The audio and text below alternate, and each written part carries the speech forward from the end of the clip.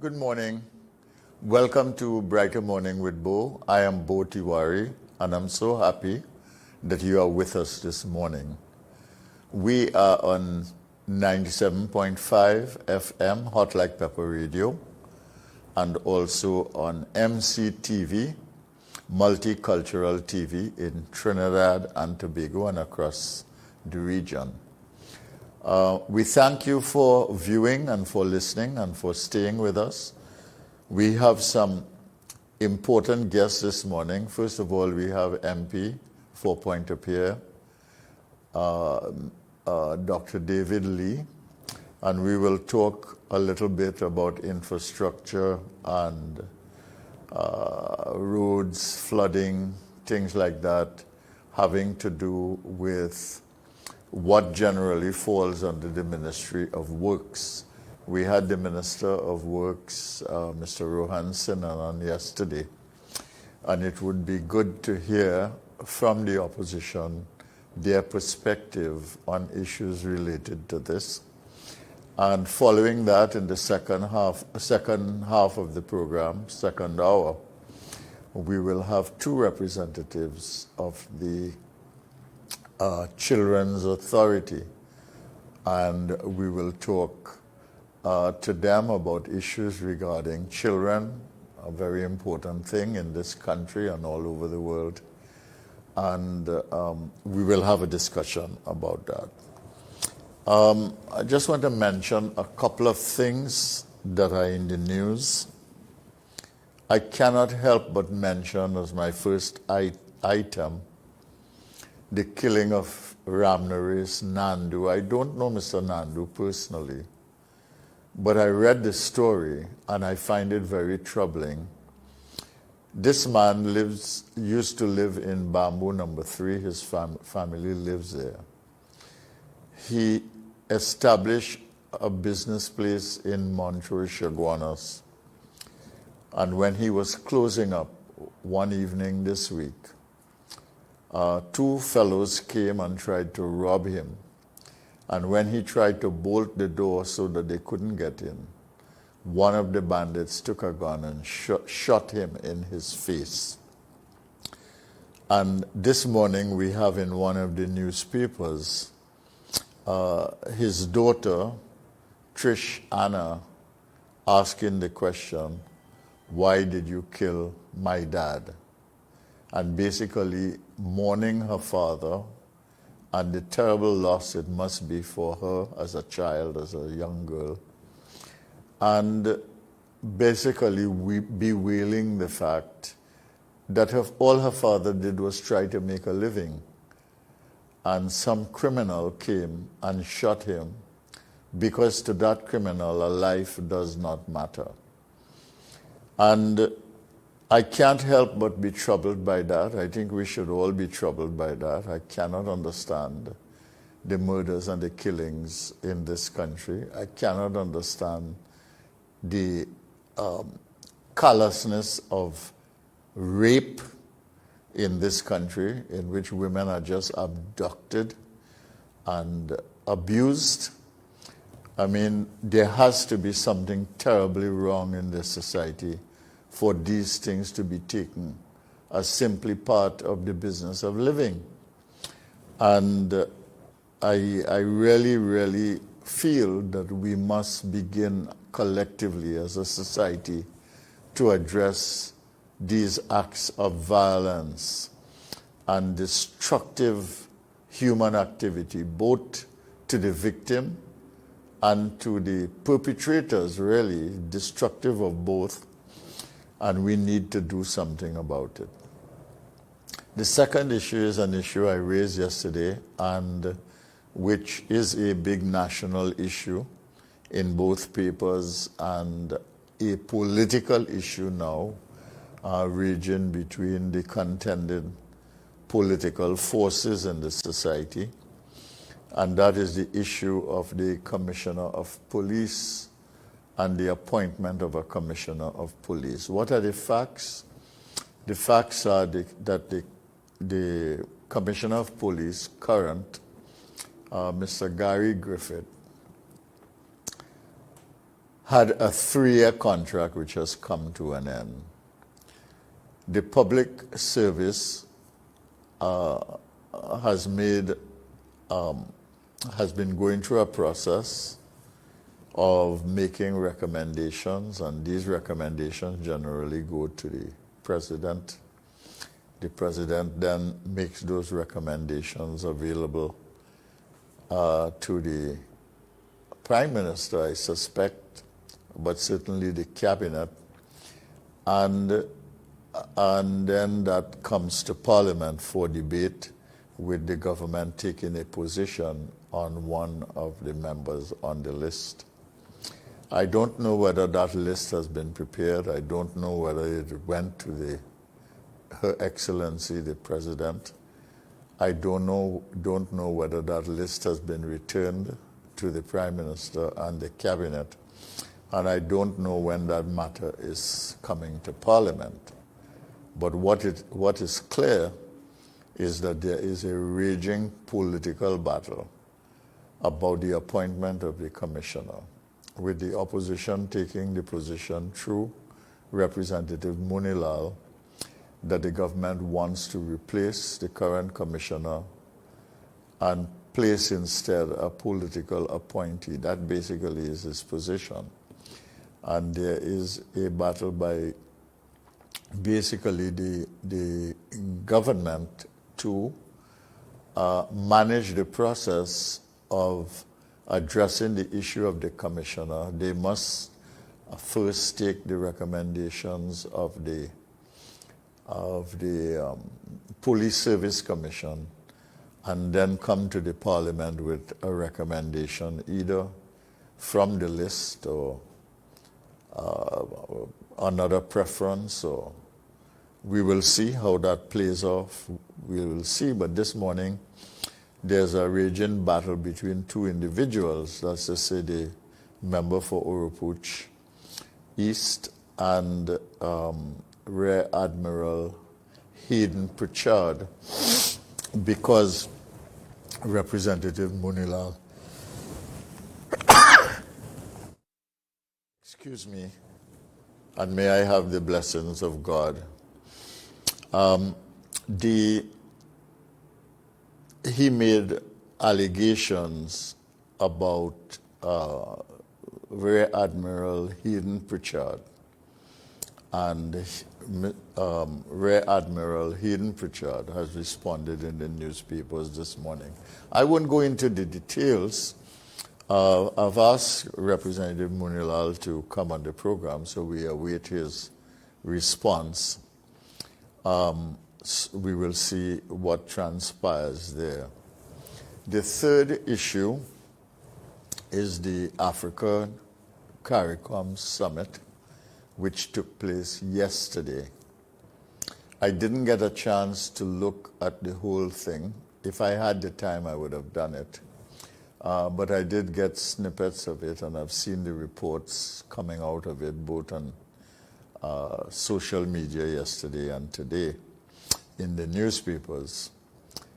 I think that this is a very useful thing, that is to say, for the countries of Africa and the countries of CARICOM to come together. I think it was the chairman of CARICOM, the Prime Minister of Antigua Barbuda, who pointed out that such an alliance involves some 69 nations of the world, which is a formidable bloc of nations on any issue. And for that power of 69 nations to be wielded, I want to say that what you need is basically an agenda that is agreed upon. Is that a caller? Yeah, I'll take the caller. I'll take the caller. Good morning.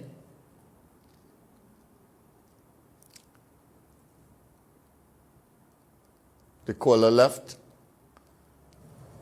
Okay, and so for 69 nations to cohere, to make a difference, to make an impact, they've got to agree on an agenda that they must pursue. And I thought that besides all the formalities and the exchange of greetings and the goodwill, we have a caller. Let's hear what the caller has to say because it's important. Good morning. Good morning. Hello?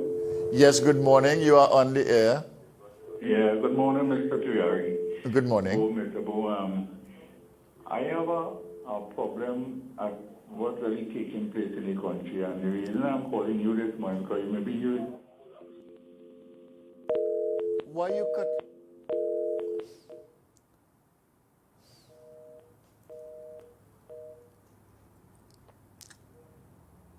Yeah, but I mean, we didn't allow the man to speak.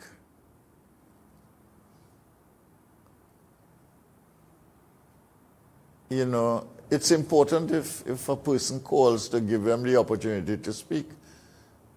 Okay. I'm sorry about that caller. If you want to call back, we will take the call again and try to accommodate whatever your question or your concern is. Thank you very much.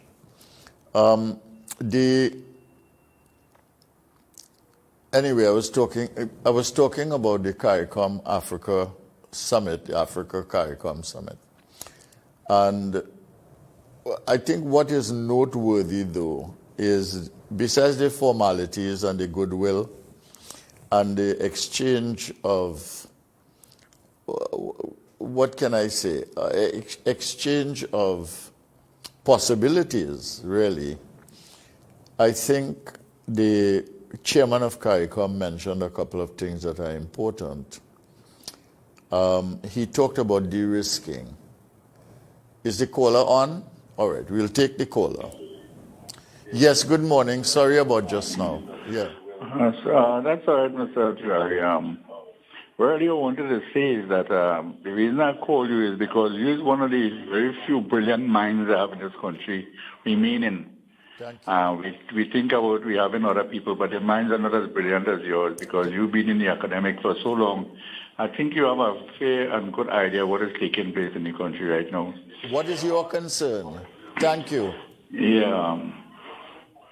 That's right. One of the problems that we face in other countries is because the Prime Minister has appointed people to serve the people. And the people who he appointed is not doing a good job. And we, the citizens, we have no idea what we should do, how we go about doing it, or what we should. The only time we get a chance, maybe once in 5 years. The problem we have in Mr. Boutiwari, do you think that a country as rich as Trinidad, we were rich, we still is rich? We having a big problem. For instance, let me tell you something. I really called to find out about what are the government doing about the roads that we have to travel on day after day. Every single thing that in this country is just going up and up and up and up. And the people who have to bear the brunt of the trouble is the smaller man like myself. I've been a citizen of this country for 70, I've nearly 70 years. And first time in my life, I know dirt road, I know track road, and all kind of gravel, but I've never seen road in this condition that we have. I want you, sir, that if you could use your good office and help us to highlight the problems that we are having in this country. Because right now the opposition really cannot do anything because they want to say something, but they have no teeth. And I would be very, very grateful you could help the citizenry of this country. You're not helping me alone, sir. You're helping the whole country because if you do a survey, you would find that 110% of the people would like to have a little better road to drive in. I hope that God bless you and you have a good day, sir. All right, and thank you for calling and thank you for your good wishes. The caller highlighted the issue of roads. We'll have a discussion with Dr. Lee on that. He highlighted prices, which is a real problem. The inflation levels keep being reported as low, but I don't know what is the relation between those inflation numbers and the rise in prices of everything worldwide and here because of the shipping situation, the port situation, the logistics transport situation for products. And he mentioned the issue of the opposition and the opposition having no teeth. We will ask Dr. Lee about that. I just want to mention to the caller that we had the Minister of Works yesterday, and he said a few things. And you can find what he said on Facebook, so you can look at that. And we will ask Dr. Lee about some of the things that he said. Is there somebody on the line? We'll take the call. All right, okay. All right. Anyway, I want to finish this thing about Africa CARICOM Summit because I want to highlight the issues that Mr. Gaston Brown, the Prime Minister of Antigua Barbuda, raised. He mentioned the issue of de-risking. That is when the international financial system says that your banks cannot do business with them. All right? The other issue is global taxation. There is a move by the G7 now into the G20 where they are placing a low ceiling on how low taxation can go in any country. And it may well be that the end result of that might be that there will be very little or no investment whatsoever in the developing world because of that, and then limited to the G20 countries or industrialized countries. The issue of sustainable debt, that is a real issue because many of the Caribbean countries have debt above 100%, and we are approaching that. We are close to 90% now.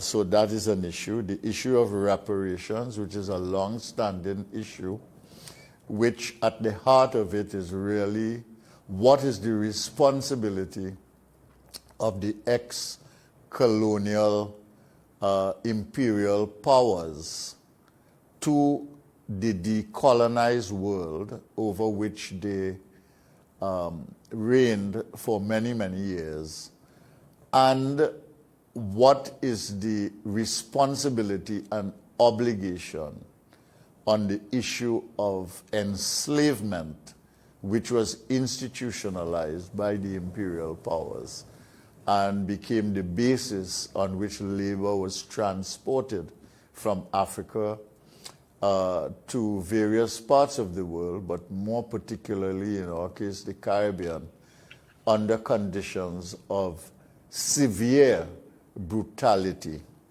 So that is an issue. The climate change issue, of course, is another issue.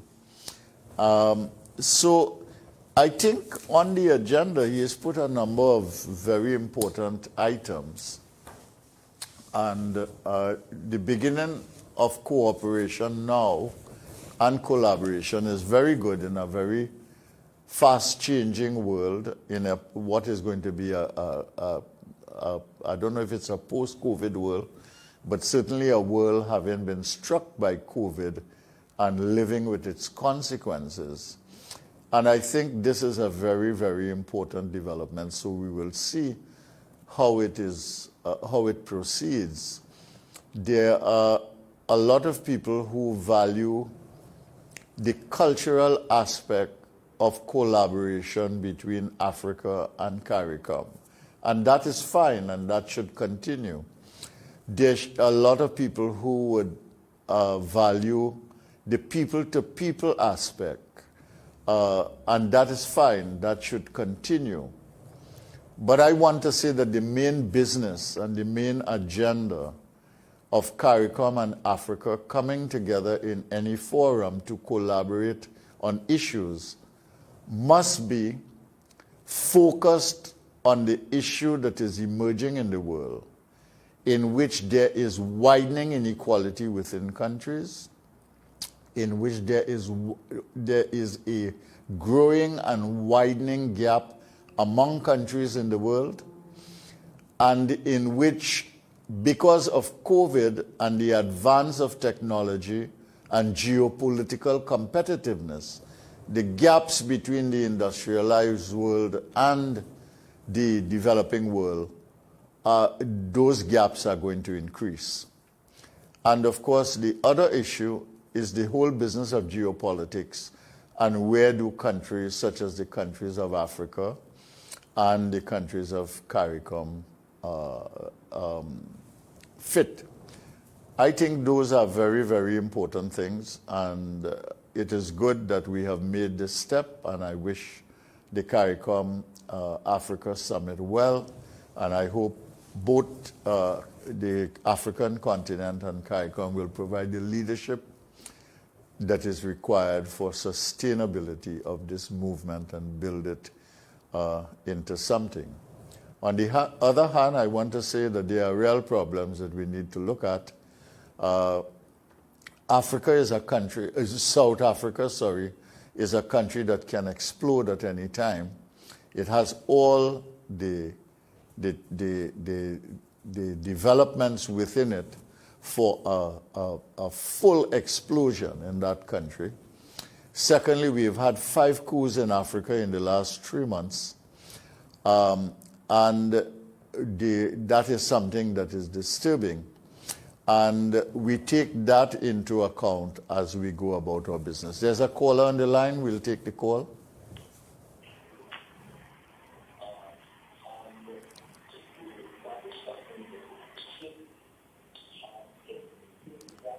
Could we hear the caller? Hello? Yes. Yes, sir. Good Yes, morning. sir. Good morning. Good morning, Dr. Bo, and to all your viewers on MCTV. Thank you. I am looking at the show and hearing your comments, very important reflection on the connection between CARICOM and Africa. Yes. Yes. Go ahead. Make your point. As you well know, Africa is a continent. It possesses a lot of natural resources and so. Yeah. But it is instrumental that the Prime Minister yesterday could only refer to the help that they have been giving us through the access to COVID-19 vaccine. But he didn't mention any possible other links and areas where, there could be some mutual benefit between CARICOM and Africa. As you know, there are serious problems in Africa, even more than us, what we are experiencing here. Yeah, just mention I don't know some if you of can share some light on this, please. All right, I've got to accommodate my guest, Mr. David Lee now. We've kept him off for a few minutes. But what I would say to you is, yes, you are right about that, but you have to understand the context. The Prime Minister was chairman of CARICOM, but he is no longer chair. And he was simply making a short statement as head of government in Trinidad and Tobago. The Prime Minister of Jamaica did the same, for instance, And it was not his place, really, to define the issues. It was the place of the chairman of CARICOM to define some of those issues. The Prime Minister of Barbados also defined some of the issues as well.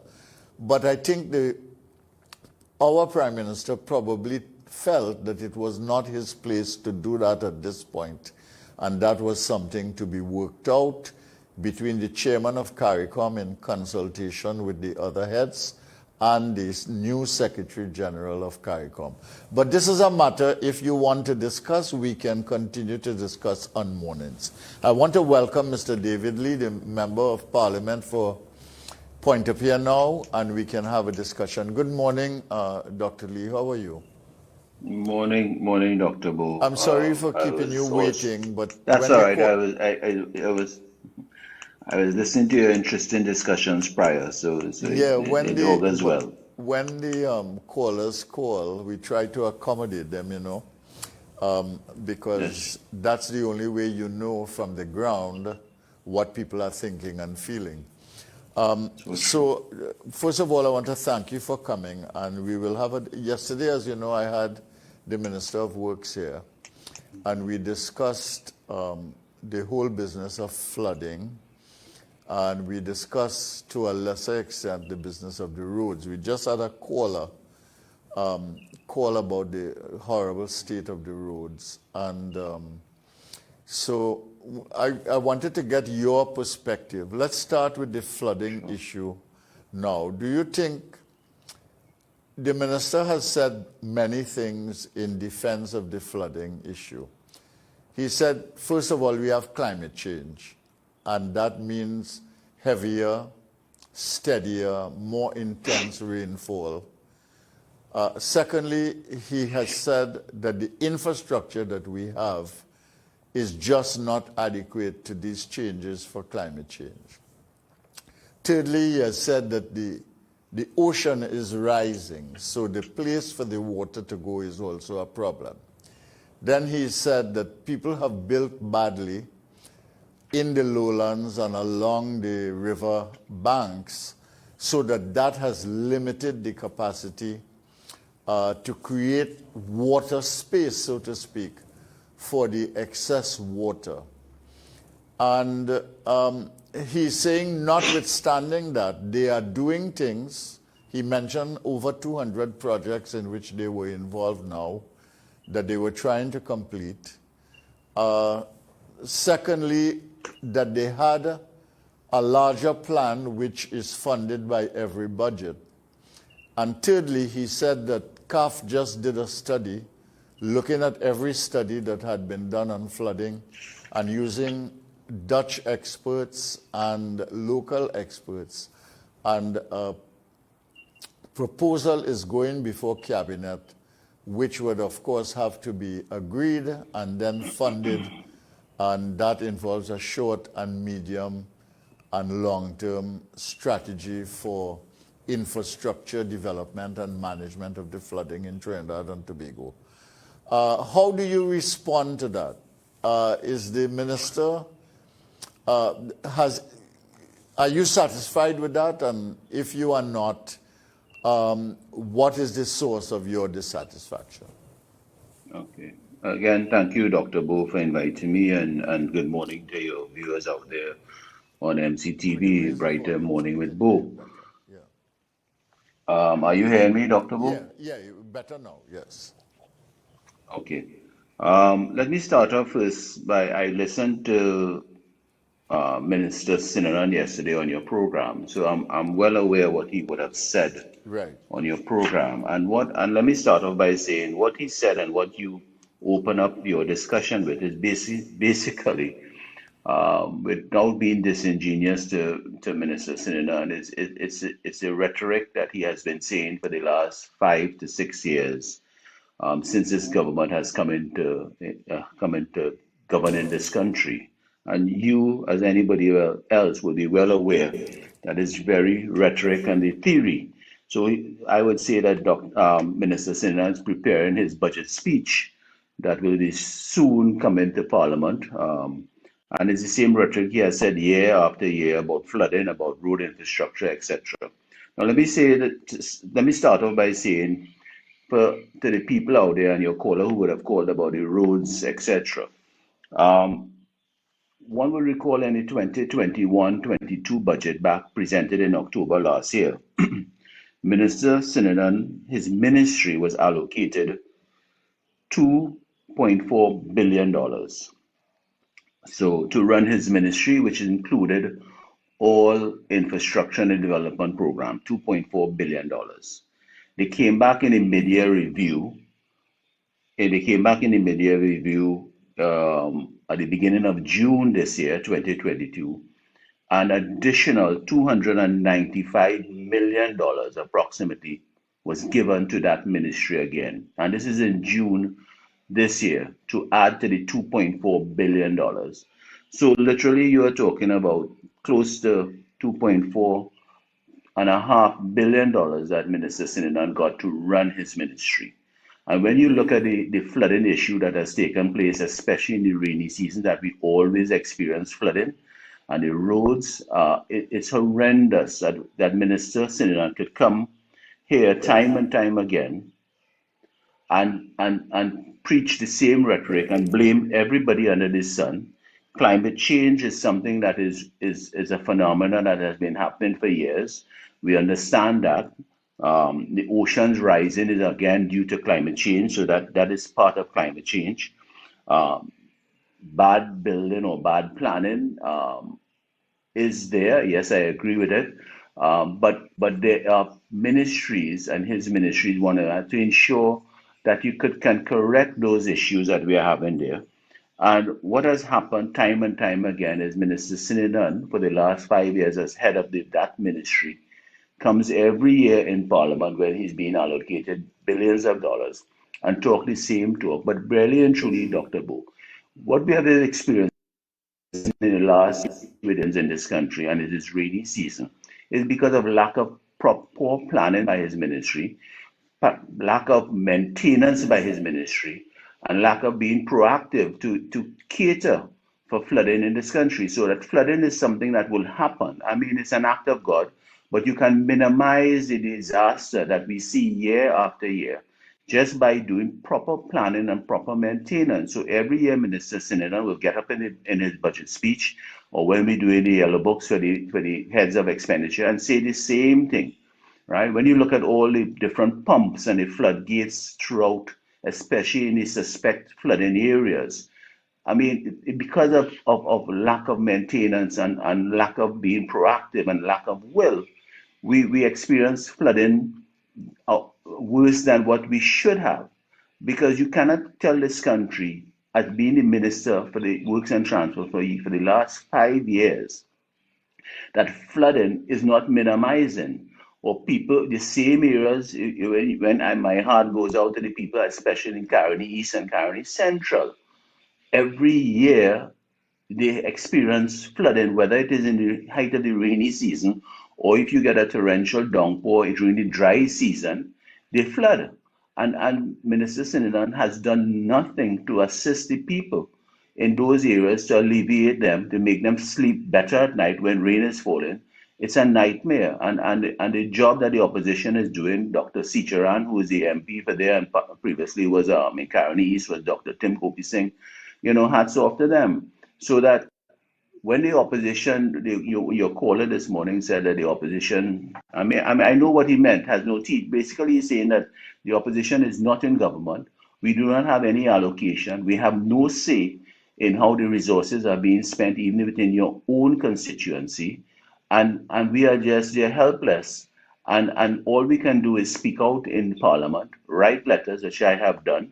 I've written to Minister Sinidan for the Pointe area for flooding and road infrastructure, and I've asked him to allocate certain areas and in this particular budget coming up to assist Pointe and not only Pointe I'm calling out for the entire country, because if you stay on flooding and you mentioned that Minister Sinidan talked about a CAF program or CAF help in coming up with a plan A CAF for study, flooding, which a CAF study a CAF study. which would have to be But agreed and with a plan and then financed. But Dr. Bo, that is good. But this CAF study that every year Minister Sininan comes to Parliament talks about, there's a study being done on flooding, drainage, and infrastructure. And there are so many studies, I'm sure, that is parked up in his ministry that can be utilized. And we do not hide and use another CAF study, another study as your be all and end all, while the country suffers in both Trinidad and Tobago due to flooding issues that we experience year after year, and there's no ease or any alleviation. When you look at Port of Spain, I mean, as simple as South Key, that floods when you get a torrential downpour on a lunchtime. It's horrendous, and nothing happens. I listened to Minister Sin about retention ponds. I want to ask Minister Sininan, we all talk about, he has been talking about retention in catchment areas, especially in the flood-prone areas. Has he built one retention in catchment pond? I use the word pond or area to at least see how that will work out or even try that out. So they come back and they will say the same thing year upon year about flooding. They will blame everybody under the sun. And yes, there are some issues with planning, as you well know, Dr. Bo, but saying that does not solve or give the country and the population any comfort that when rain falls, that they can have a less severe issues happening with their homes and their assets and their loved ones. So this is something that we have been seeing year upon year, and I'm calling again on Minister Sinan to at least stop paying lip service and do and get his ministry to do the action of maintenance, proper maintenance and timely maintenance, and Okay. also timely response to disasters, because we're not seeing that. I mean, we have been suffering from flooding for the last month, and the response time has been very slow in happening. So there is a lot to be desired, especially in flooding. I don't know if you want me to go on to roads and infrastructure, No, Dr. I Bo. just want to ask you a couple of things, though, related to what you have said. One is that you are making the criticism that the minister has been there for 5 years, 6 years now, and he has had ample time to do something, and really he should not come here and complain and blame anybody. Secondly, That's you are right. saying I mean, no, I'm secondly, listening, Dr. Bo. Go ahead. secondly, you are saying that he has not been proactive. He has not been, he has not planned well enough during the course of any year to be able to anticipate and execute in a way that would make a difference for the population. And thirdly, you are saying that there is little maintenance that would help the situation and help the situation to adapt to any kind of heavy rainfall. Did I get you right on those issues? You summarize that correct. I think it's not only my views. I think that's the views of the country in respect of what is happening in that ministry and Minister Sinan in respect of flooding. Okay. It's a no-brainer. It's a no-brainer. I must ask you though, I mean, let's say you were Minister of Works. How would you take a different approach that would make a difference to the population? Well, if I was the Minister of Works and Transport, given the times that we're in financially, I would place all my emphasis and the ministry's emphasis in exactly what I said: maintenance and the basic infrastructure that we have presently as a priority, and not developing new roads and new highways. Now, not that new highways and roads and new highways are not good for the country, but you have to balance that with your financial situation. You have to balance that with what is happening with to use Minister's climate change and the flooding situation. So my resources, and you would have proper planning in the dry season. Why do you wait in the rainy season when floods are created and you have the havoc of flooding, and then you bring out all these contractors on an emergency basis? Why do you wait then, and why not 6 months in the dry season to do proper planning and proper maintenance to assist? You would not stop the flooding, I agree with that, but you would minimize the flooding and the disaster that we see happening year upon year. So, in essence, my emphasis and the will. You see, you have to lead by example. You have to drive the ministry, because we have seen, Dr. Bo, when we go through the heads of expenditure, there are employees that are being paid sitting down in the Ministry of Works and Transport on a daily basis, and they cannot do their job because they lack the material, they lack the tools and requirements to go about and doing a job that the people, and they get blamed innocently. I remember Dr. Ramachan, when he shadowed Ministry of Works and Transport, would ask that question year upon year in Minister Sininan, when you have employees being paid and no materials are being sent to them, and they cannot do their job. So basically, to answer your question, is really the will and the drive and the energy to make it happen, which I think is sadly lacking by this minister. All right. But you are saying that basically your attention would be focused on alleviating some of the stress that people feel rather than spending money on new infrastructure. Is that what you're saying? You'd That's fix correct. you'd fix the existing infrastructure as best you That's can, right. do the maintenance rather than invest in new infrastructure.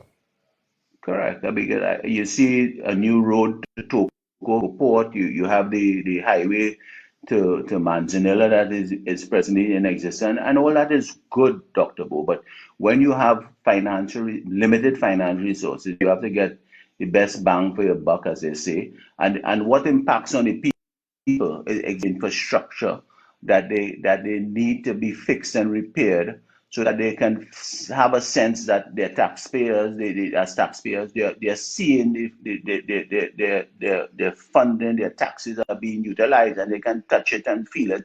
If one can have a heavy rain and not get flooded out, I mean, that's a win-win situation for all of us as a country, but it does not augurs well for a politician if because it's not a big ticket item in their mind. But for me, it's a big ticket item when you can have minimized flooding and proper infrastructure.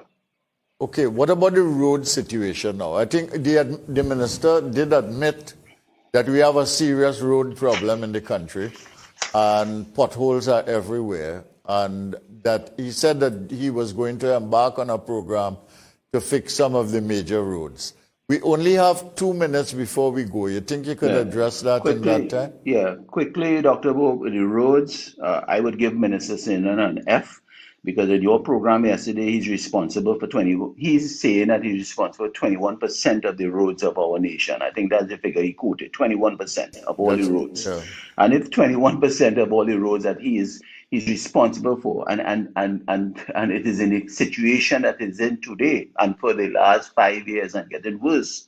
I mean, I cannot give him more than an F, a failure, because he has done again what you see happening right now. Maybe people might witness in the last 3 weeks some kind of road patching is going on because the financial year is coming to an end, and as you know well aware, September 30th, and they're trying to spend some money or appear to be doing something for their budget statement. But for the last 5-6 years, the roads are getting horrible. In my area, Pointe, there are 2 major landslips for the last 3 years that I've called, I've complained, and yet nothing has been done about the landslips. You have landslips throughout the country.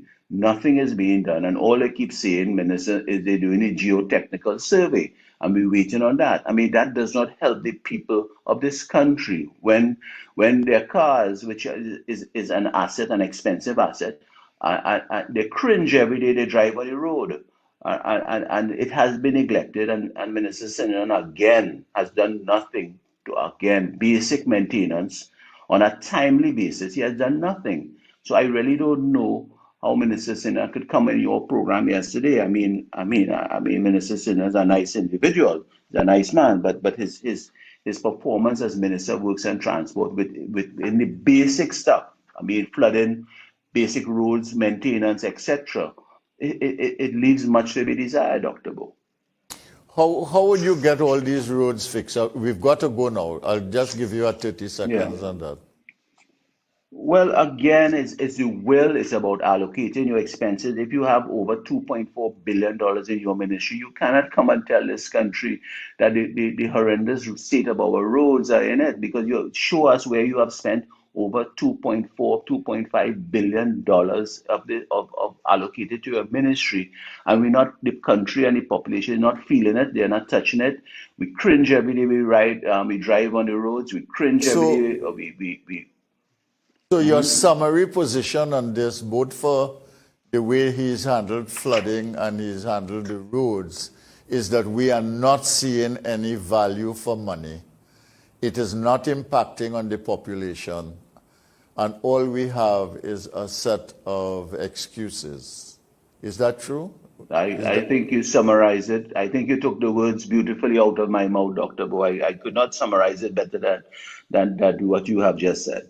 All right. Thank you very, very much, Dr. Lee. We'll have you on another occasion when we talk about other things. And I want to thank you again for coming. Thank you for listening and watching. viewers and listeners, and we move on now to Andrew Chan and the 7 o'clock news.